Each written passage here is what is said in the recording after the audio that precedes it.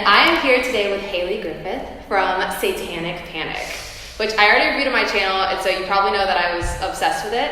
And through an Instagram connection, I found out that she lives here. We have mutual friends, and she agreed to come on my channel, and I feel so thank you so much. I'm so excited. So I want to start with just the process of getting into this film, because you're New York based, everyone else is LA based. How did this happen? So I was sent the audition through my agent, and the minute I read the script, I was like, oh my god, I have to be in this movie, because it was so dark and twisted, but funny and had a lot of heart, and was very my type of raunchy humor. So I sent in a self-tape, and then weeks went by, and I heard I was in the final mix, and then I was like, okay, and then a couple more weeks went by, because they didn't even have a director when I auditioned. Oh, yeah, interesting. Yeah. So then I was on vacation, and I got an email saying Chelsea Stardust, Chelsea, has been hired to be the director, and she wants to Skype with you. So then we Skyped and talked about the movie, and then a couple more weeks later, I got the call and cried like a baby. Oh my god, of course you did. Yeah, this is your first movie. Yeah, which was crazy. So your first movie, you're leading the movie. I couldn't believe it. I'm still I'm sweating thinking about that. I'm like, how did that happen? That's amazing. I also love that it was like a Skype conversation, like I get to know you. Yeah, which is so nice, because especially because I'm not there, I wasn't in LA, I didn't have, the opportunity to meet with her like others did, so it was nice that I still got to say hi and pitch my part of why I love. Yeah, and I was like, please cast me, I love you. Was there anything in particular you said to her that like a why of why this film was for you?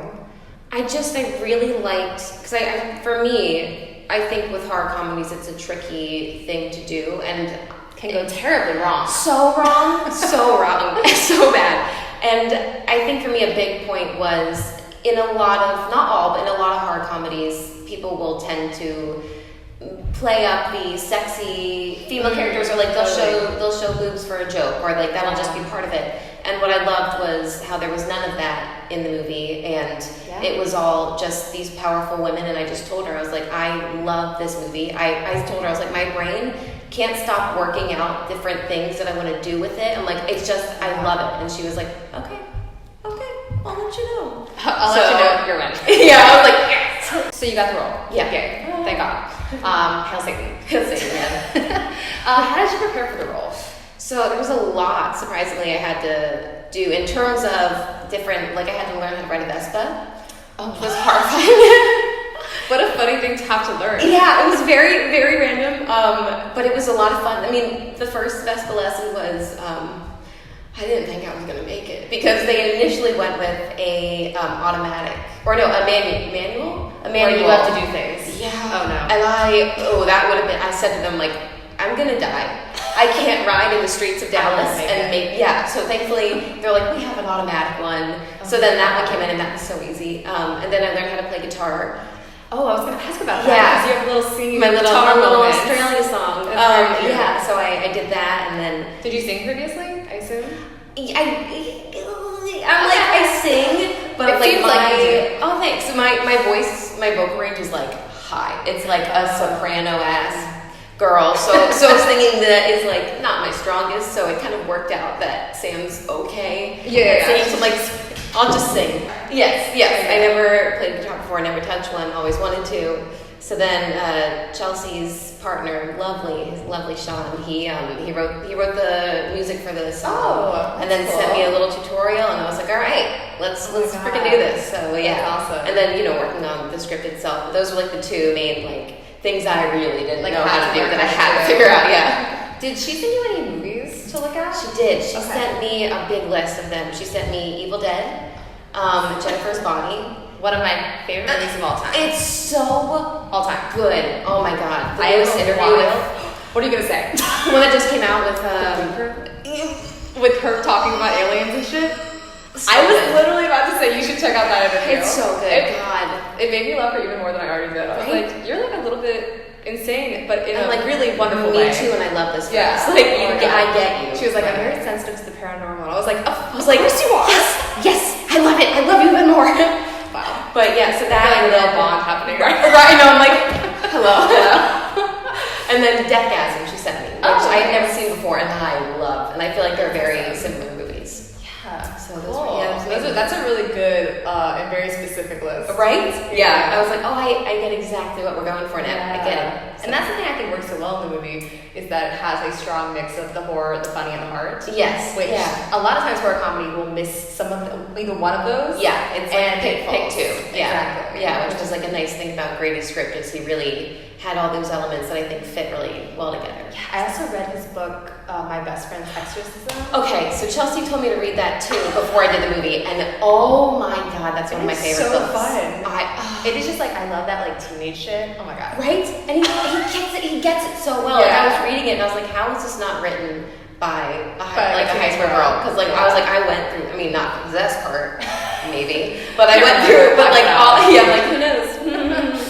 But like a lot of the relationship stuff, I was like, how the fuck is that? And like female relationship stuff. Yeah, it's crazy. So which is strong in Jennifer's Body, and also in this movie. Yeah, which is cool. Which I love, which is really one of the scenes that I thought was so amazing was the voodoo scene where you're like writing on her and giving this amazing monologue. What was that like? It was intense. That was our very first day of special effects. So that whole day was just that scene. It was very, very grueling because it was all day. It was in this little kitchen, and it was all these candles were lit, and so it was so hot. And there's all these people squished in there, and then it was, you know, I was very much a person on set where I would joke a lot and try to make everything like light, you know, and like give looks at the camera when it wasn't like fully rolling. Yeah. But that day I was silent pretty much all day. I was just like, do I know all these words I'm supposed to say? Because it was that, like, because it was already so long, and a lot of it was cut, so it was even longer. And then having to write this Enochian writing all over her, which was so stressful to make sure you got it all right, and then having to do that, and then working with all the special effects, trying to get the timing right, and not messing anything up for Ruby and making it harder for her, and I was just like, I was just in the corner, just like, because multiple things happened to her, so it's like just one after the other. So I just had like my little essential oil, and I was just like, everything's fine. You're so me. You're so me. That's me.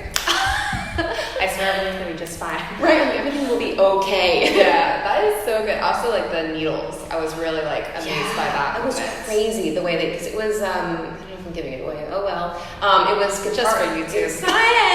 It was guitar strings that they cut and then they glued them onto her eye. Yeah, it was. I love that. Crazy, yeah. So it looked fucking really scary. Yeah, oh my god, I mean, it was scary in the movie, I'm sure in person it was. Oh my god, like sitting there, I was like, oh, are you okay? And she's like, yeah, totally fine. She's like, I'm great. What was the first day on set? Like, what did you film first?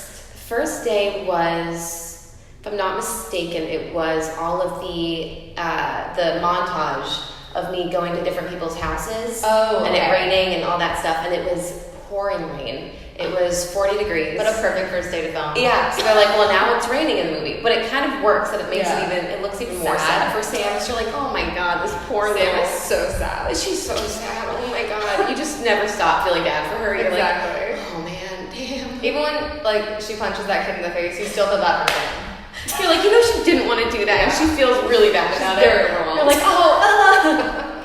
So I think that was like the first day. And I remember I was supposed to sing. That was supposed to be my singing day, and I was so nervous. And then they eventually were like, you know what?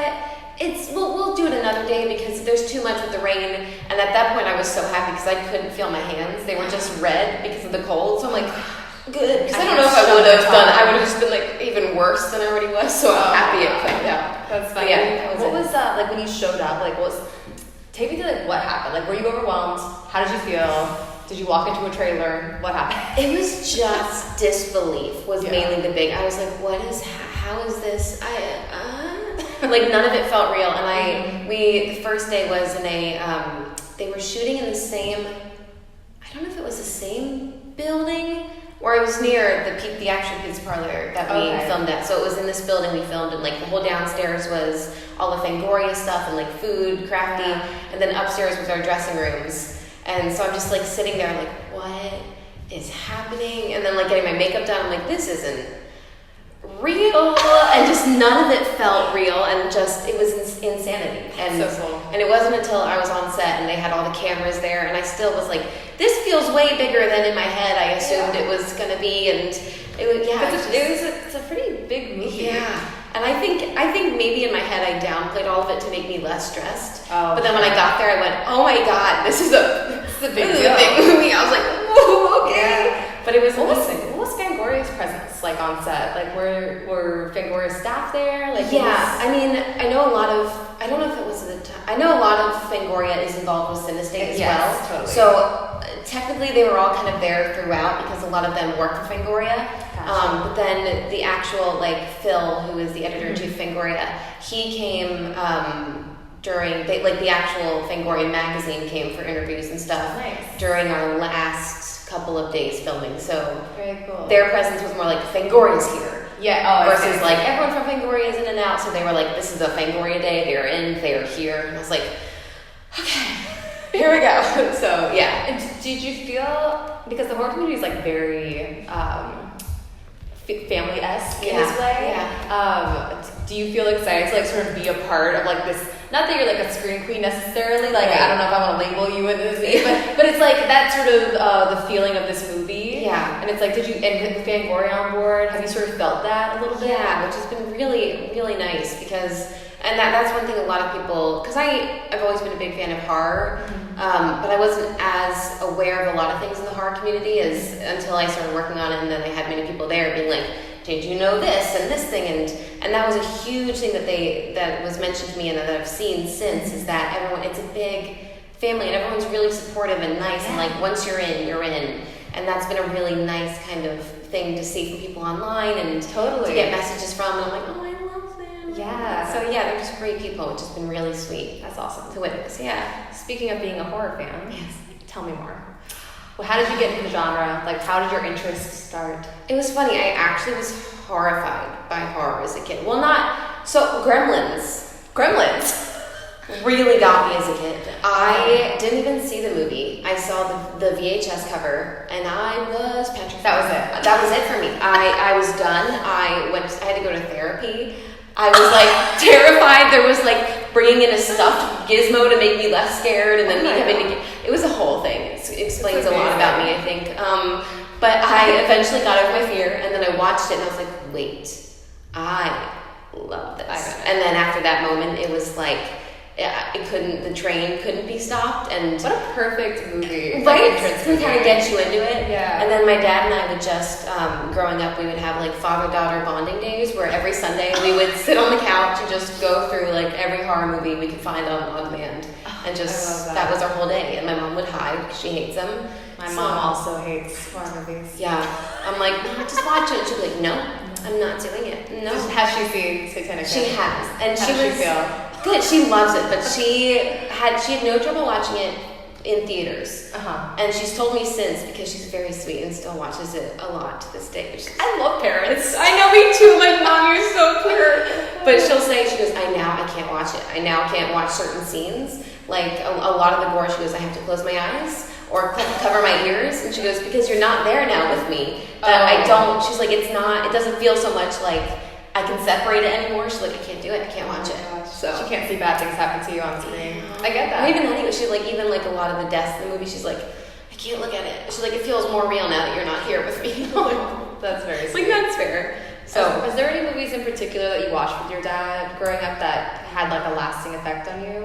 Yeah, Cabin Fever. Oh, was a big one, which was really cool because Jordan Ladd was in this movie. So I was like trying to really be like cool about it, but inside I was like, I was like doing my best acting of like, oh hey Jordan Ladd, I'm just a professional actress. I know, it's all professional. Yeah, I'm professional.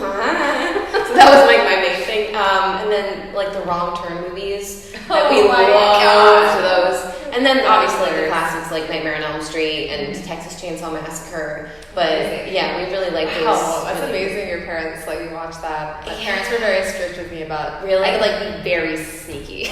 They were initially they were really. I think because my mom knew how sensitive I was. I think that was the main thing. She was like, this gremlin thing. Yeah, like she was like, then like don't watch Harry Potter, and like I saw it at a friend's house and I like couldn't sleep and had to stay up with their mom watching Even Stevens. Like, so I was very Even sensitive. Stevens is an excellent show, by the way. Such a great Shia LaBeouf. Bring it back, or maybe not, but like run it more. You know, it's so good. But I think a lot of that was her trying to be like, you're too sensitive. But I think once I hit like 12, 13 was when I started to be like obsessed with like really creepy things, and she was like, okay, you just watch, just do you. And I was like, yeah. That's where it changed, I think. Going back to the movie for a hot sec, I wanted to know what the most fun scene to film was, and then what was the most grueling scene, for whatever reason. Yeah, I think the most fun scene was probably, I mean, any scene I filmed with Ruby was so much fun. She's so, like, so good. Right? She's so good. It's great.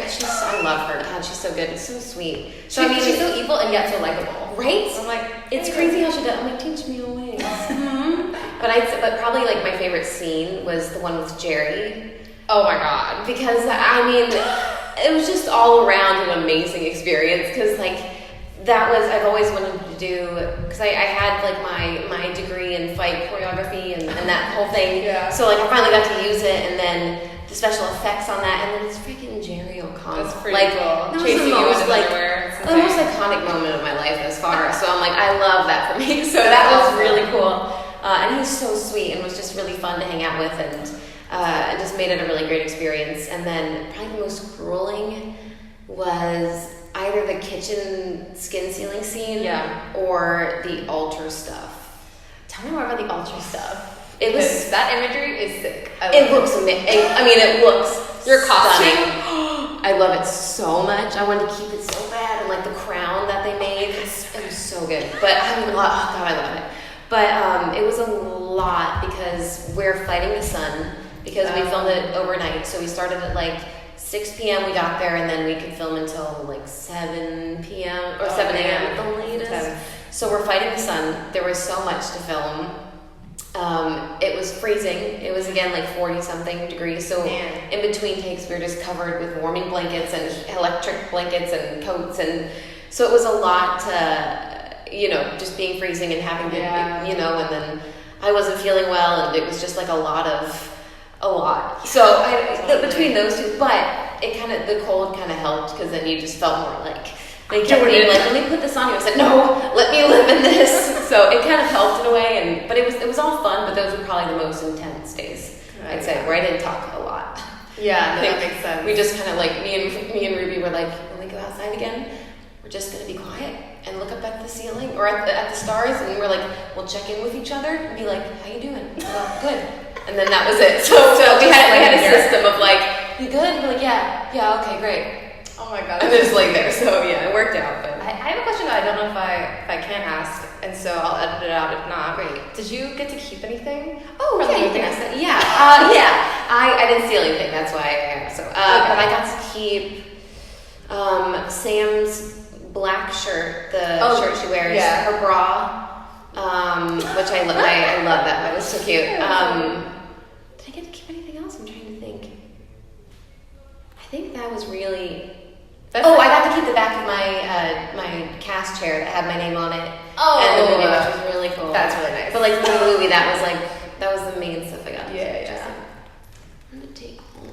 I feel like I always hear people just saying like they didn't get anything, and I'm just like, I feel like I would have been stealing shit. Oh, I know. Well, I was like going around being like, do you want this left? Can I take this? So I took like different pieces of clothing that they had left over that they never used. That they were like, we can't return it. I said, great, I'll take this. So I took stuff from the movie, but not necessarily my stuff. Oops. I asked. I wanted that crown though. I mean, because it was like crystals and like they had like a little animal pelvis bone in the middle. Like it was so cool. Whoa. I loved it. That's crazy. That's crazy. And I'll just, I think this is going to go up before Wednesday, but you're doing a Fangoria situation? Do you want to tell our lively audience? Yeah. So hi guys. So I'm doing my first very own Fangoria signing. I'm doing it with a bunch with Phil from Fangoria, and then 2 of the previous past editor-in-chiefs of Fangoria, and then Tate, who did the special effects, who I love. He's amazing. I mean, special effects is we were out of control. Unbelievable. He's incredible, and he's the sweetest teddy bear. I love him so much. So we're doing it at Forbidden Planet on 14th Street. Very close to where we are right now. Yeah. And it's a super cool place, so we're doing that there for issue 5. So come on by. Yeah. 6 to 8, I think. Is that the internet said to me? Yes. 6 to 8. 6 to 8. Yes. 6 to 8. Well, thank you so much for so joining me. much. This is so fun. I feel like I made a friend. I know, me too. Like, I have a lot of time. time. That's great. Thank you so much. And if you guys haven't seen Satanic Panic, I will link it down below for you guys. And have a nice screen. Bye.